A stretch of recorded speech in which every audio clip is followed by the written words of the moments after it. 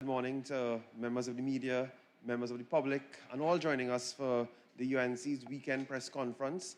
This is the third time this week that the UNC comes to the population to report to you on the work we are doing because, led by the Prime Minister, the government is working day after day to restore economy, rebuild opportunity, restore and re-energize opportunities within the energy sector, within the economy, and within investment.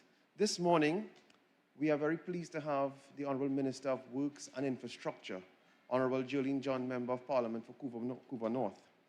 Today, the Minister of Works and Infrastructure will speak about the results of the expressions of interest on the Revitalization Blueprint Plan launched on 6th of November 2025. The deadline for submissions of these expressions of interest closed on Thursday, 5th February 2026 at 4 p.m. As a result, the Chairman of UDCOT wrote to the Minister of Works and Infrastructure indicating these results. This morning, we welcome the Honourable Minister to present on these results. Thank you, Honourable Minister, for your introduction. Chairman of UDCOT, Mr. Shankar Bidesi. Trinidad and Tobago, thank you for tuning in on your various devices and on the various platforms. As the Honourable Minister said, the Honourable Prime Minister would have launched what is known as the Global Revitalization Blueprint, which really is the platform for the leverage on which, fundamentals on which Trinidad and Tobago will at last achieve its diversification. Because it's not that we are moving away so much from oil and gas, but how we are leveraging oil and gas and expanding our economy to ensure that indeed, everyone who wants an opportunity could access an opportunity and they could go as far as their ambition and ability can take them. So thank you, and we can move in. You'll recall that on the 6th of November 2025, the Honourable Prime Minister would have launched the blueprint, as I said, and it was carried in all of the media.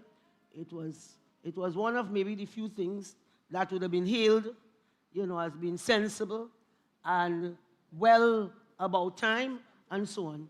And basically, the Prime Minister at that time said, Trinidad and Tobago, I really am betting on you. And so as a result of that, today we want to tell the population what has come out of the first phase, the expression of interest, which closed on the 5th of February.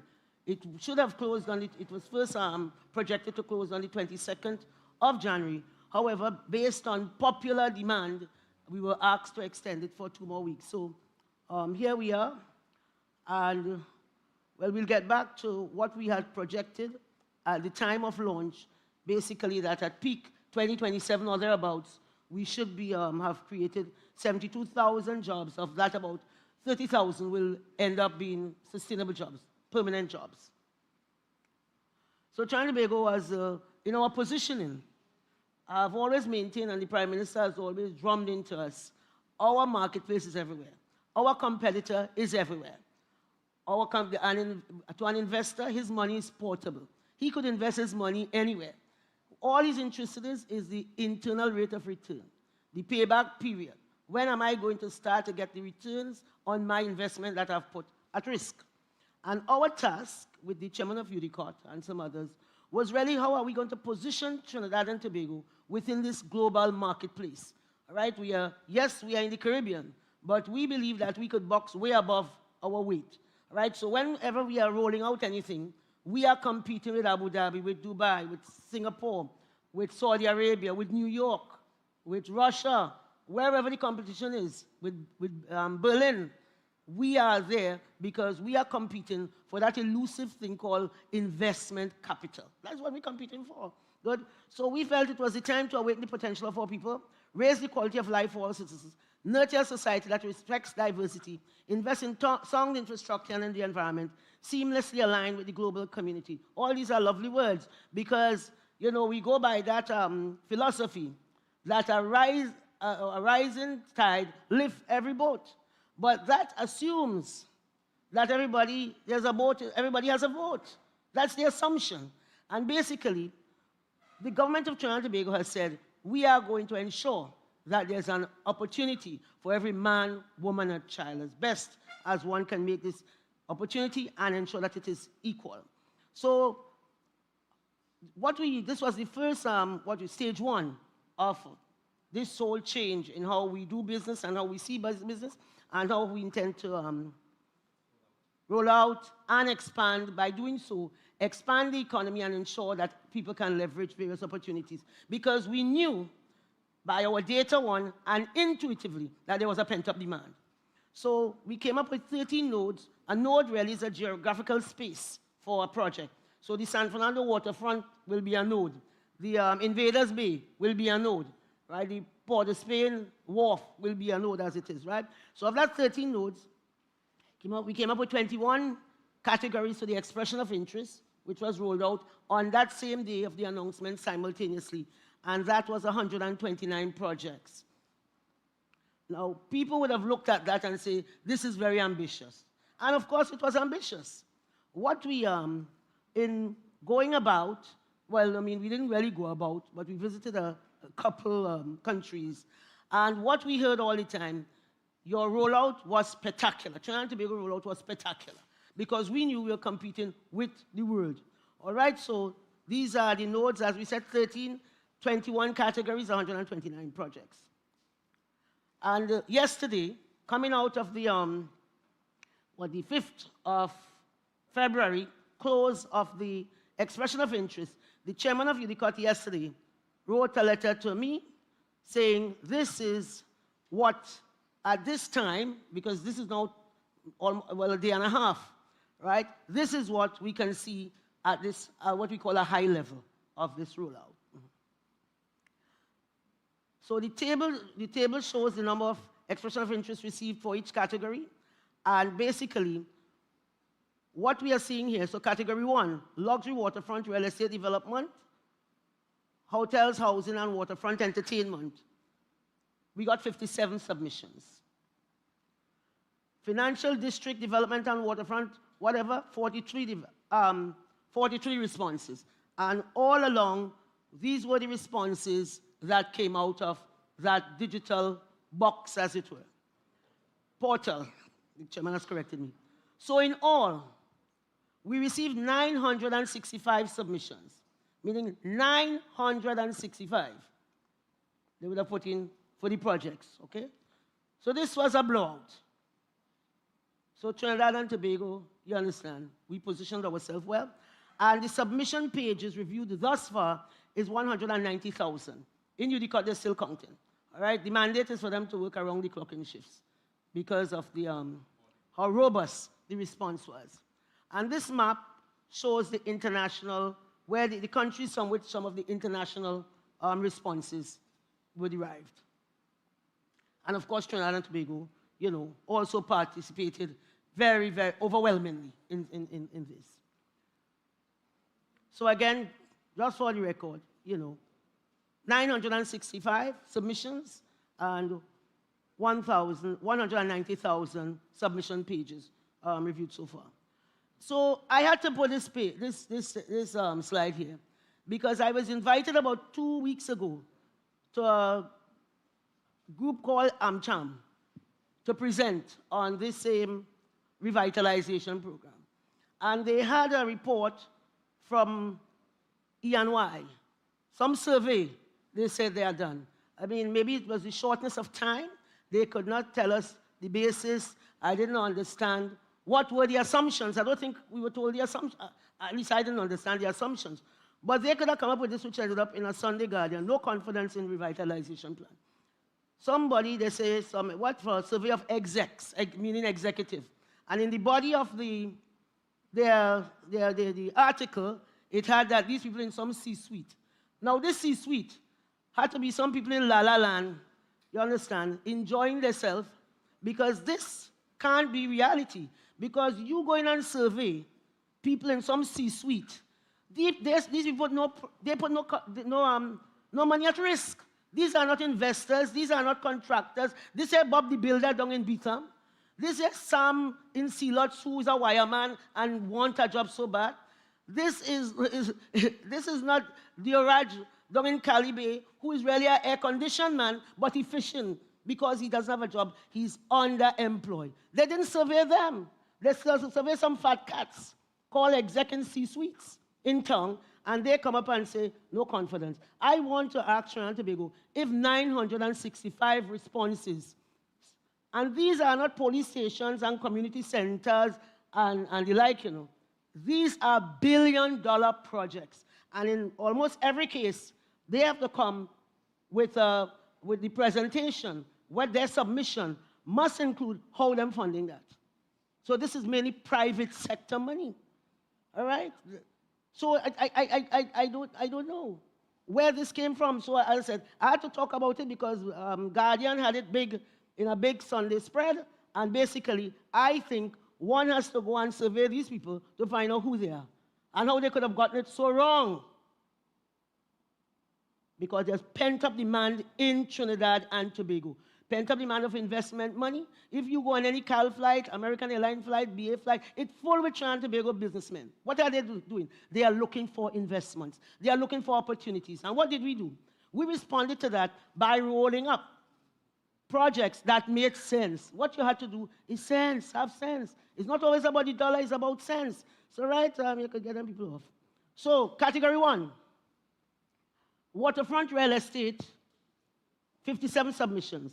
And this is down at Invaders Bay and somewhere in San Fernando and so on. So we got 57 submissions. You see how competitive this is. This is extremely competitive. These are mega projects. And these are, again, reiterate, these are mega projects. Right, 57 submissions, right? You're talking about, well, Invaders Bay foreshore, 300 premium waterfront apartments, 400 berths, marine docks, 4 5-star hotels offering 1,000 rooms, 3,000 rooms in 5 years, 3,000 in 10 years, all right? Now, as I said, we still have, not we, UDICOT, they are still going through, they have just downloaded the submissions, they now will go through the submissions, all right? But just from an initial impression, this is a major response. And the competition is extremely fierce. It's very competitive, okay? So and this is the Waterfront Financial District that includes the International Financial Center, Convention Center, major pieces of infrastructure that will change the way we see ourselves, change the way we do business, and change the way people think about us when they come here. As long as we can get this going and get it done, we become a very competitive, sophisticated, market for everybody. So we right up there competing. Let's go. Category 3, port construction, dredging and operation, 40 submissions. You know what that is? That is reclaiming lands for 400 acres of offshore oil islands. You got 40 submissions. It's serious business, okay? And this is about break bulk and bonded goods warehousing, port authority administrative complex, dry dock facility, right? 50 acres just for break bulk and bonded goods warehousing and so on. And, well, that dry docking, again, this is about being competitive and positioning Trinidad and Tobago, because what underlying all of this, what are we looking for as a government? We are saying jobs, forex, all right, that in the main, and of course safety and security. That's like 1, 2, 3, or 1, 1, 1. 3 again, well, all right, same, right, the port construction, dredging and operation, and we are talking about dredging 35.7 million tons. So these are really mega projects by any standards. And that is why some of this was very attractive to the global marketplace, because, they always look at islands in the Caribbean and so on, and say they're so small they can't scale up. But what we gave is scale, because we said, okay, we are going to compete with the ports, not necessarily in the Caribbean, but in Latin America, some even in the US, and build a port with a capacity for 4 million TEUs. That is the container equivalent unit per year. Right? So this is serious business, again, and to really compete. Retail construction, category 4, on operation, 59 submissions. This is along the port of Port of Spain. As long as we get the port moved, so now the port lands are all freed up. World-class convention center, 50 luxury ballrooms each. So we're talking about space to balance, that part of it. Not only convention. Convention business is big business. That is the business that has Vegas going. People feel Vegas is about show, and what go in Vegas, stay in Vegas. It's about conventions. That is the business they run.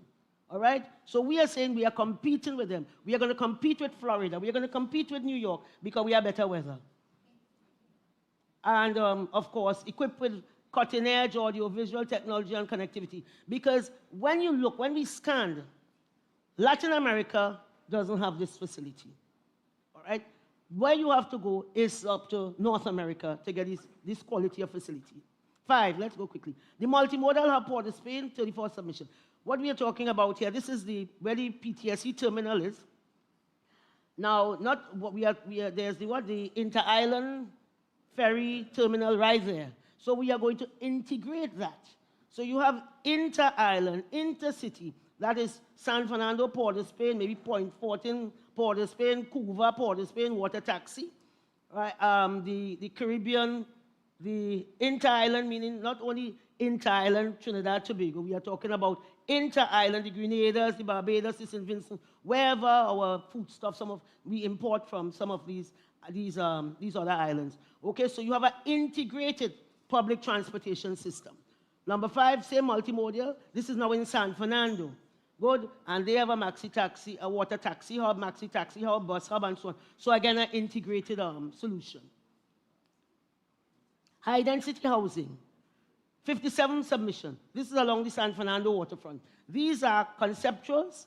These are actual designs from architects. You had surveyors and so on designing these to scale. So them a pretty picture that is there. This is serious thing. So when we go out for the request for proposal, already we have the conceptuals. What they can do, they could tweak it. All right, but they have to tweak it with permission at the end of the day. Because we don't want any 2x4 thing here. We are building Trinidad and Tobago to compete in a serious way. All right, when people come here from New York, Canada, Toronto, as they say, it must be seamless. Your road's good, everything looking nice and clean and safe and secure. But we're going to get to safe and secure just now. So 57 submissions. I was very surprised about this because I felt the social projects, the civic projects as it were, those dealing some of them with national security or the socially displaced, even hospitals to some extent, they were not going to be taken up. But 54 submissions. Right. Next. Industrial park and free trade zone. This is in Sea-Lots. Can you imagine, once we can bring this to reality, what this will do to the economy of Sea-Lots, to the lives of people living in Sea-Lots, right? 39 submissions. So the same way, Trinidad and Tobago is betting on Sea-Lots, right? So when we are about to do the consultation inside the Sea-Lots, I'll go myself. Yeah, no absentee landlord. I'll go myself to do the consultation, to talk to the people of Sea-Lots to say, let us bring light manufacturing inside of here, free trade zone. You have a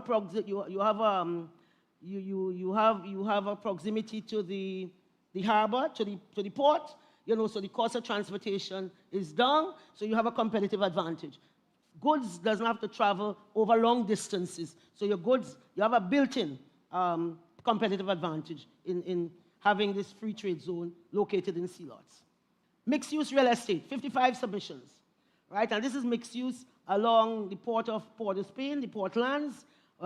For if you have to get context, this is the existing Hyatt Hotel, and one is proposing waterfront residences. You have things like, convention centers, hotels, and so on, restaurants, etc., maybe small boutiques, but of course built and presented in a particular way. This is Rice Road. Enhancing the national security apparatus, which is critical to any kind of investment, to any kind of progress. People killing people like if we crazy wouldn't work. Good people might come in and they will make their money, a few, not many, and they're gone. They're not going to stay here, right? But when people, we want to be competitive, that the real C-suite executive, who are now going to Dubai, because why? It is safe. They are going to Abu Dhabi. They are going to Singapore. They say it's safe. And I could bring my wife and my children. When they come, you don't want them to just come for overnight. You want them to come and to stay because you want that talent, that expertise, their Rolodex, their networking to come with them. So this is the National Security Administration. And this is really ensuring that our commissioner and the Trinidad and Tobago police service is brought into the 22nd century, or even 23rd century, way ahead because we're dealing with AI and all of that in terms of... 48 submissions. We got 48 submissions, all right? So these are 40-acre single unified functional national security, we call it a campus, right? So this, again, might have been like a civic kind of project, but it has been taken up, 48 submissions. This is the same thing. Government Campus Plaza, Central. This is in Central. Good, we are talking about, again, decentralizing government. That everything is not stuck in borders. When we complain about the traffic, it's not only about having taxis when you want it, or in terms of your mass people mover, your Walmart bus, why you don't invest in light rail. Some of it is decentralized and it's common sense, it makes sense. And we have lands all around where you have these, this plaza, Price Plaza area there, right? So we are saying you relocate some of these ministries into these areas so everybody's not coming into Port of Spain. High density car park. This is in San Fernando, next to the proposed hospital. We got 44 submissions. Cultural real estate. Them boys jail. Again, this was one that surprised me. What we are talking about, when we consolidate the prisons into Tamana, we have a historic building in Port of Spain that is them boys jail. However, you can't build around it right now. You can't build above 2 stories because it's a jail, right? I think there is a basement and all of that. So one is saying, repurpose it. You know, you keep the facade, which is historic, and you have a place for exhibition and event hall, classroom and studies for teaching and workshop. This is about culture. This is a space for culture. All them masks and thing, costume, calypso, you know, your Kitchener wing, your Sparrow wing, and that kind of thing. Maybe a Marshall wing, who knows, right? So this is what you do with this. Is this 2 acres of land? Prime and it's really adjacent to Napa, the museum, our iconic Queen's Park, Savannah. So this is a prime piece of real estate. This is one intended forex generators. For sure. In addition, when people come to your country, we're coming to do. So you have to have places. You have to create spaces for people to visit, right, and to come again. This is the current Carrera prison that one is looking to repurpose. It sits under cultural real estate. So all that is part of the 43 responses we got. Healthcare facilities, 45 submissions.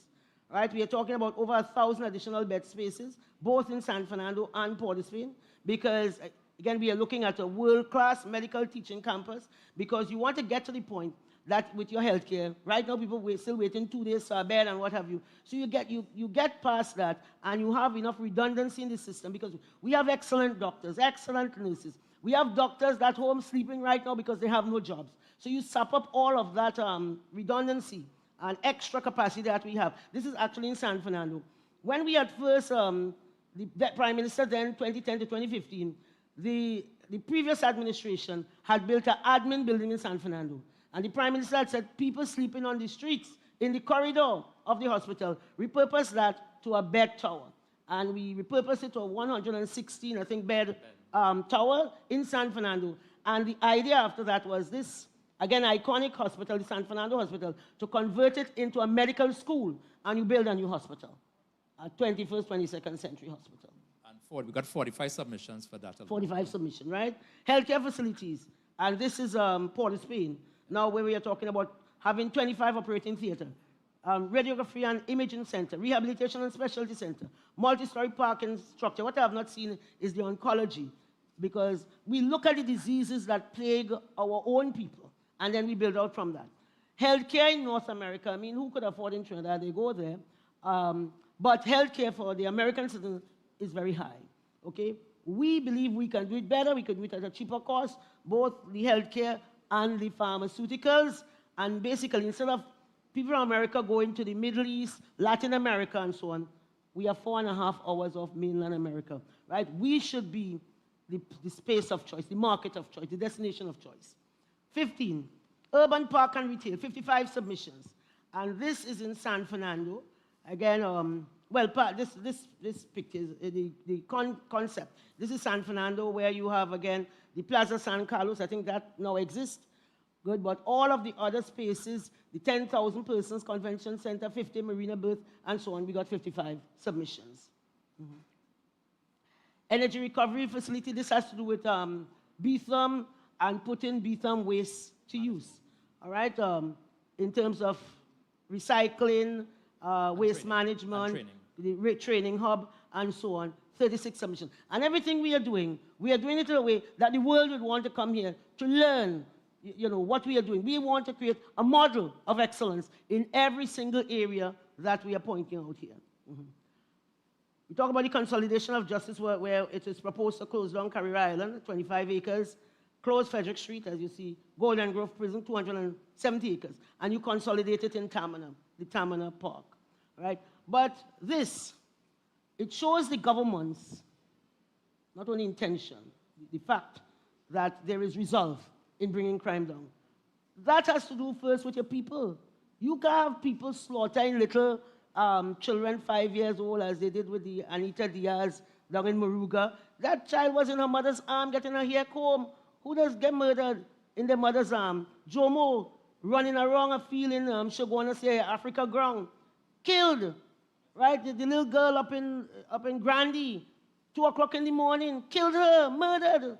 Anissa Mohammed, 4 children, died 1 child. And we accept that as a people. Shame. That is not normal. Right? So when they had this thing, all you call it ZOSO, Zone of Special Operations, that was to ensure that we move from this to ensure we say, okay, in this area, what do they need? They need better community center. They need better playing field. We spent 10 years in opposition. You know what that did to us? We went in all of those schools, primary and secondary. They have the worst bathroom, bulb lighting, the place dark, moss growing everywhere. They have no computer lab. How these kids are going to compete? What do you see on social media? The outcome of that is that they're beating each other savagely in the school. The short-term response to that was putting police in the school. But we can't have that forever. We have to live like civilized people. If people have to come here, we have to be civilized. They don't come here because we soca sweet. No. Hello to the capital. Watch out for that tomorrow. Right? No, I'm not finished. Crime is important. Solving this is important. So instead, our people, I didn't see anything in the papers really saying this was a landmark achievement, right? And pressure should be put on the government to cut this by half again. To cut this by half again this year. And that was done in under a year, 42%.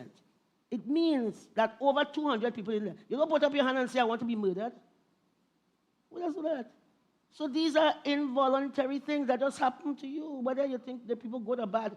This is unacceptable, and you cannot invite anybody to Trinidad and Tobago, and they come and be like the Wild Wild West. That a visitor, a stranger, an expatriate, wife can't go and walk around the Queen's Park Savannah and not stand the risk of being raped or worse, murdered. All right? So this is an important statistic. And everybody needs to rally, not around the West Indies, around Trinidad and Tobago to get this down further. If it is all that we are talking has to come together. Part of that is safety and security. Nobody are coming in your place that is a mess. Okay, so we really have to join together to deal with this crime. Right? So Zozo is not a political thing. Zozo is what's the name? Zizo. So it's a matter of conscience and a matter of what is right. We have to be our brother's keeper. All right, so all that old talk and nonsense, people should be ashamed of themselves. Okay, so this is an important statistic. Let's move on. So this is the complex in Tamana, right, where we are proposing. We just consolidate. Right away, we'll be saving about 30% of our costs, right away. I think from Carrera alone, we're saving $60 million a year per annum. Carrera alone. So do you know what we could do with that? We could pump that into school. So after the revitalization, big infrastructure, is revitalization school and sporting complex, and these kind of things. We have to get into these places and ensure that we bring them right up. And when a child goes there, they don't come out worse, but they come out so much better, ready to contribute to their country. Yeah. So the prison complex, 44 submissions, 18. Medium density housing, 52 submissions. And well, this is self-explanatory. 90. Road transport infrastructure, that was 43 submissions. Even just this morning, the chairman of WASA called me. And again, this is looking ahead.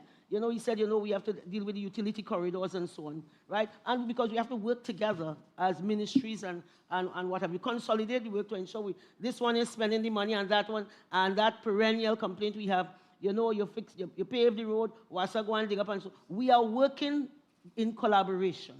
The WASA and the Ministry of Works and Infrastructure, there's a much more collaborative relationship, and we'll continue to ensure to work on that so we can get the outcomes in the interest of the people of Trinidad and Tobago. Category 20.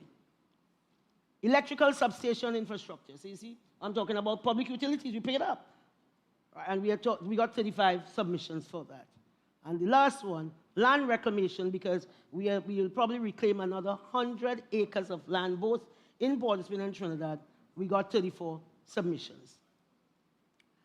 Right, so this is the largest infrastructure program in the history of the Caribbean. The rollout of 129 projects. The onus is on UDCOT to ensure, and UDCOT, you'll ensure that in terms of your procurement rules, you have enough skilled people, because we have a lot of skilled people, to roll this out. We are talking about approximately 112 billion TT dollars over a 10-year period. All right, so that's a lot of money pumping into a lot. So downstream of that, let me get to the next one in terms of, we reiterate, how many submissions? Good. In terms of the potential procurement structure, government to government, public-private partnership, build, operate, lease, transfer, business-to-business joint ventures. The government will facilitate by ensuring that, in the same way we had that, the experience with the Exxon, that CEC, that should have taken 2 years, took 2 months. And that's how we're going to collapse time, in the interest of folks. When they put their money at risk, they can get to the other end in terms of when they are plotting their cash flows. Their request is not held up in the EMA, and they are paying money on bridging finance, because that's a killer. So the employment benefits, as we said, is about 72,000 jobs. Average employment overall, 50,919 jobs. Direct jobs, 20,000. So this is what we will retain most likely, but at a peak, and we are looking at a peak 27 to 28, 2027 to 2020, 72,000 jobs. Now, downstream, this is not only about jobs and big infrastructure and so on. The supply chain falls into it. And this is just the top-level items we are talking about. Supply chain and people who really, they're waiting for these jobs to materialize. So we have all the measurement approximately with respect to whether it's structural steel, cement, rebar, aggregate, asphalt, granular, sub-base, blocks, plumbing, piping, electrical cabling, etc., and so much more. Now, it means all the hardware, all these quarries and so on will be working overtime. Good, and we are talking about when we're rolling out, subject to UDCOT and their timelines, by the final third to fourth quarter of this year, early next year, and things should be very hot in 27. And who will benefit directly from these projects? Painters, plumbers, electricians, transport providers, bricklayers, carpenters, structural sealers, road pavers, air-conditioned people, surveyors, engineers, valuators, lawyers. They're always looking about their own interests. Lawyers, all right? Lawyers, yes. So the next step, we're already in February. We have closed, just as we said we were going to close. So UDCOT now shortlisting their proponents. Good, that has started. What I need from them, not this thing here, that is not my business. My business is your timelines. I'd gotten a timeline before we shifted it by 2 weeks, but now I need their newly reconstituted timelines. In addition, and Chairman, the fact that you all got 965 responses, that didn't matter to me. No. That's all your business, right? So tomorrow, okay. tomorrow by 4 p.m., you will have a solid time. Thank you, right? So I don't care that we got almost 1,000, and you were estimating maybe 300. That's a matter for you. Good, so award of the first wave of project, May to June. I'll cut them some slack here, all right? Between May and June, unless it's a government to government. Boots on the ground, August, as I said, the final quarter of 2026. So we're going to give them performance, all right? We are in the period now of the procurement. So if I can quickly go on to just briefly about where we are with respect to the Ministry of Works. how we are supporting these things. Now, there's me out there 10 o'clock in the night, not because me are no bed, but because you have to go out and show people how to work. You understand? So whether we power washing or overpass and things, you have to ensure, you have to go out and make sure and insist they all have on their PPE and so on. And you see the Ministry of Works, the people really working. Look at these things. It's a pity you can't see before and after, right? So we are on the ground, conducting, and a lot of it is being done in-house. In-house repairs to optimize allocated revenues, because we have to stretch the money. So we're improving oversight of contracted work to ensure that our country is getting the value for money, and the oversight is there in terms of better quality service. We are training, we are working with the local government, we are working with the other utility companies, and so on, so to ensure that we have an agreed standard of delivery, right? So you see that, working with entities such as water and sewerage, etc., to ensure efficiency, and that when we work together, right? Introduction of in-house training skills, development, and internal quality control system. So all of these things are being put in place, and we are marking contractors very hard, right, in terms of what you're doing for the money that you are being paid. So interagency collaboration, WASA on the Western Main Road, well, you know, this was me going to the parliament, but I just happened to come down to see something. You know, I said, I'm not an absentee landlord, and basically, the next day they were there dealing with some bottles in the drain, because that's another thing. Trinidad people have to know, Trinidad and Tobago people, well, not Tobago, Tobago, it's fairly clean, right? But, you know, we throw plastics in the drain. You should have seen that drain, okay? Spot patching programs, potholes fixed faster. Well, that isn't me, I didn't say that, they said that. And basically, right now we are in several communities, because what we are doing, we are just potting no pothole. What we are doing end-to-end. Tech, they have a piece of software that they use with their repairs and so on, and they have graciously and kindly said, we can piggyback on that in terms of identifying our potholes. So when we go out, what we are doing, if it is, you have 200 potholes in your community, we're patching all, right? So we're not coming and patch the one that most of us, we are patching all and we move on. So they have told me we have approximately 5,000 defects identified nationwide. I feel it's more than that, but all right. Good. Last week, week one was last week. We patched 375 potholes, and there is a 342 square meters patched. That's probably a metric. And here is where we are right now. You know, and I said this is going to expand, and you see, my arrow is up on that board, you know. Good. Basically, as we move on, you know, this will expand across the country. It's across the country, it's countrywide. But we have to get our roads in order. Snapshot of completed works. This is some of the works we are very aggressively doing, and they're basically working literally day and night. And we are already preparing for the rainy season with the silting projects, river cleaning project, river mouth cleaning projects, and so on. So we are already in your community, and you see us, right? But that is going to intensify in the coming weeks. What are we here? All right, so we had approval to engage 1,801 casual workers, and they have been doing a marvelous job out there. Yes, okay. And this is all telling you where we are concentrating at this time. But that is just, what I mean, this is like now, last week, this week, probably next week, and then we move on to another area. So you will see us somewhere in your neighborhood, all right?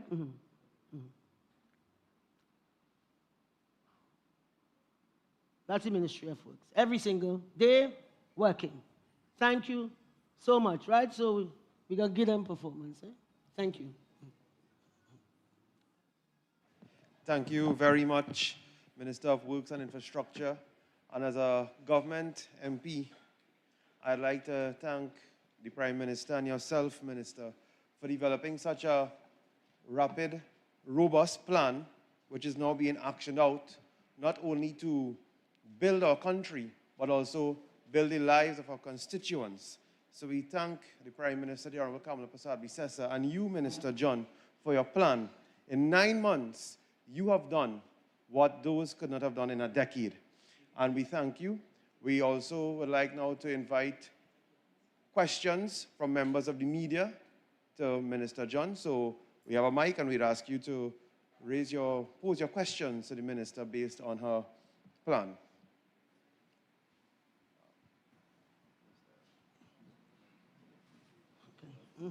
Yes, please.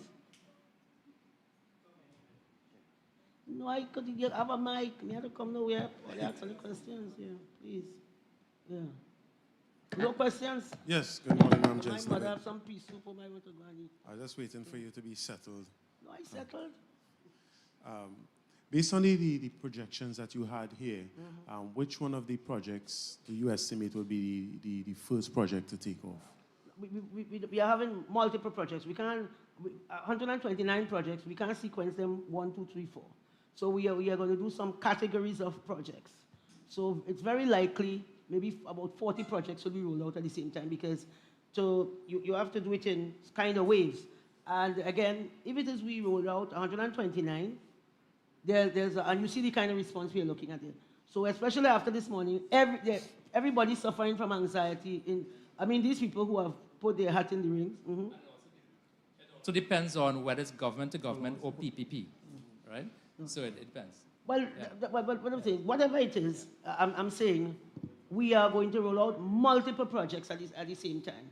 We are going to come back to the country and say, okay, the same way we have been very transparent, maybe in a month's time, we'll say this is what has come out of when you drill down into the thing, we are going to offer maybe X amount of proponents we'll invite them to the request for proposal, and with respect to whatever, maybe 2 or 3 or 4 developmental nodes. But as you note, within the nodes, there are multiple projects. That's the point. Mm-hmm. Okay. Could you identify some of the companies that express interest? No, I can't. I don't have it. Look, this is letter to me.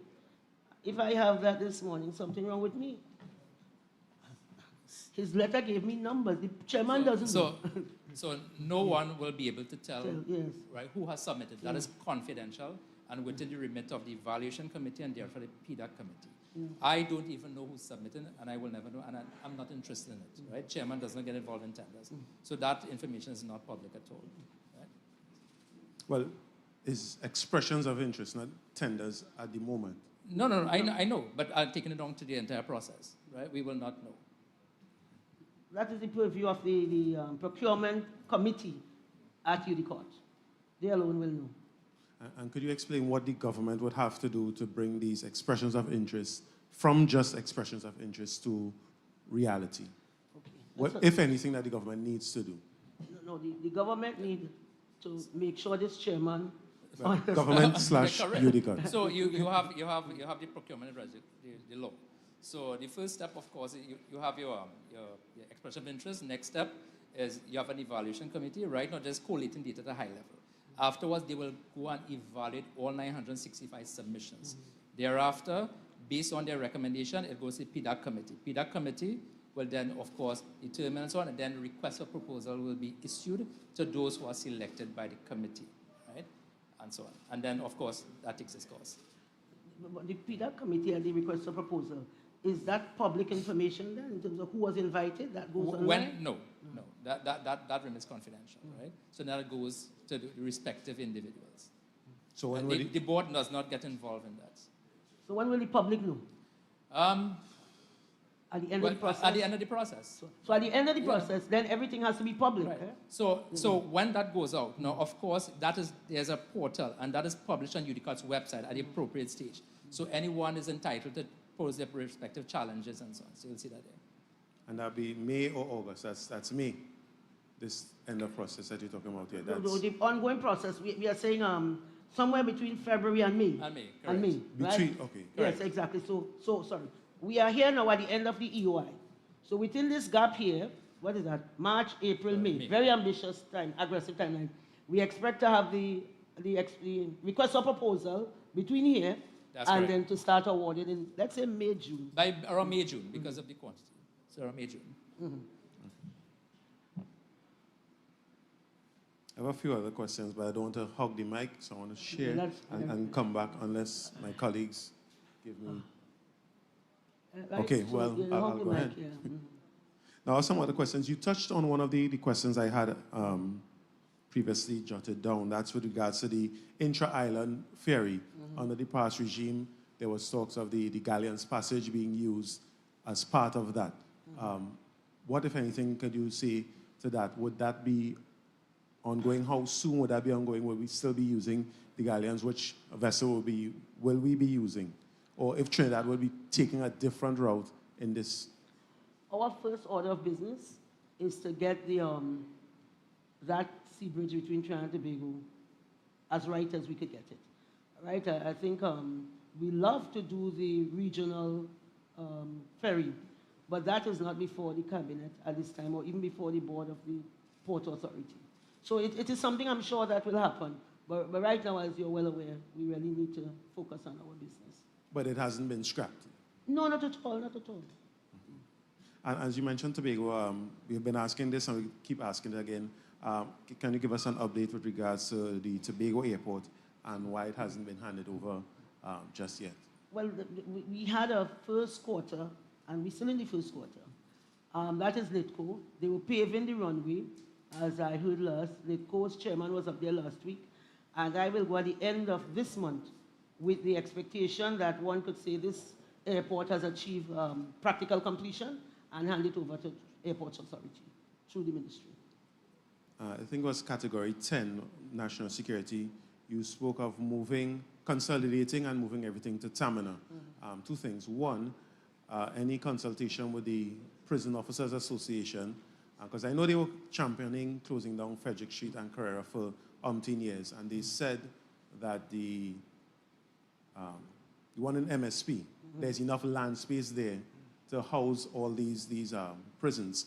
But I'm seeing that you want to, let me not say condemn, repurpose there and put everything into Tamina. Wouldn't that be a little more expensive than to use what is already there? Okay. We did consult with the Prison Association, prison officers and so on, in advance of putting those designs there. And this week, I'm meeting again with the President General of the Prison Association on Thursday. He called for a meeting and I immediately agreed.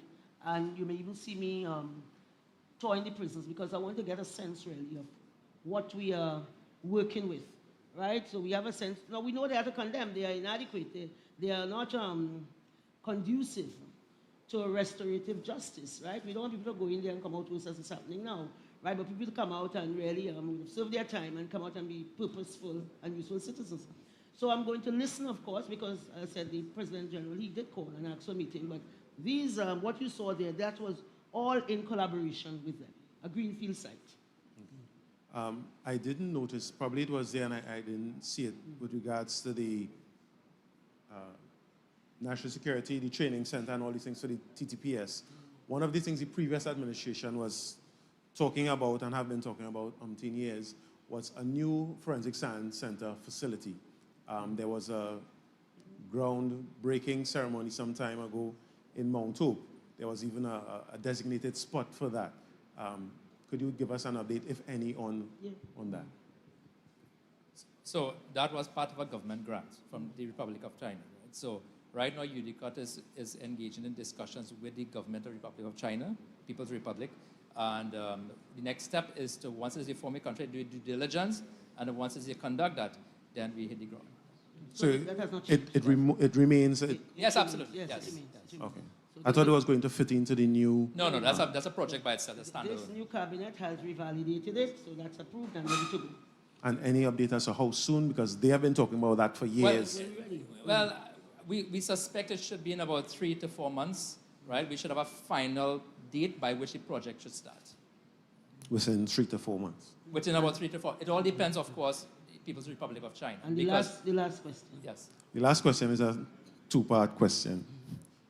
With regards to the MV Blue Wave Harmony, I'm not sure if you saw the article or watched the story last night, but my colleague would have did that story, so I have a few questions, or two-part question based on that. With regards to the tendering process, was it a sole select?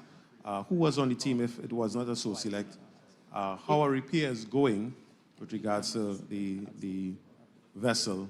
It was not a sole select. Who was on the team, I don't know. And that wasn't done at the ministry, and even if it was not the ministry, I would not have known. Right? So it was not a sole select. I don't know who is on the team. And what is the repairs? The vessel should be put back in the water by maybe Thursday, Wednesday, Thursday. They should start the sea trials. again. But the way I see this big story, I thought you all had all the answers. This is something public information on some website called Wikipedia, all you go and Paul Boy exclusive. Ask an next question, please. Don't ask me about that. Go back and find it. Some sourpuss feeling there. Has the class certification officials arrived in the country to clear the vessel? I know you say going back out on Thursday. Yeah, but, sir, yes, sir. No, what I'm saying is, you don't put a vessel. It's not even the Port Authority or whomever else. This is about international convention and international accreditation. You don't mess about with that. So even when the boat, there was the incident, we had welders on the ground by 8 o'clock the following morning in Tobago.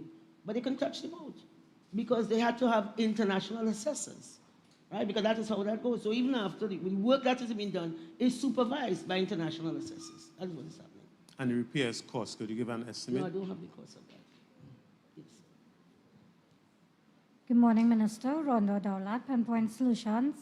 With respect to the development, how many residential communities will be affected?